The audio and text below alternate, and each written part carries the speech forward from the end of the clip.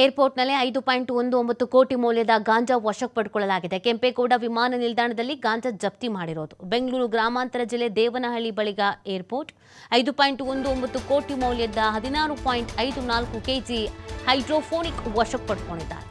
16.54 KG ಗಾಂಜಾ seize ಮಾಡಿ ಪ್ರಯಾಣಿಕರನ್ನ ವಿಚಾರಣೆ ಮಾಡಲಾಗಿದೆ.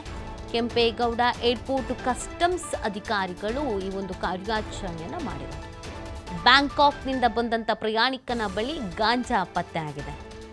ದೇವನಹಳ್ಳಿ ಏರ್ಪೋರ್ಟ್ ಕೆಂಪೇಗೌಡ ಅಂತಾರಾಷ್ಟ್ರೀಯ ವಿಮಾನ ನಿಲ್ದಾಣದಲ್ಲಿ ಕಸ್ಟಮ್ಸ್ ಅಧಿಕಾರಿಗಳು ಭರ್ಜರಿ ಕಾರ್ಯಾಚರಣೆಯನ್ನ ಮಾಡಿರೋದು.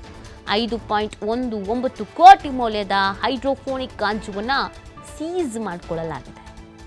ಬ್ಯಾಂಕಾಕ್ನಿಂದ ಕೆಂಪೇಗೌಡ ಏರ್ಪೋರ್ಟ್ಗೆ ಪ್ರಯಾಣಿಕ ಬಂದಿದ್ದ.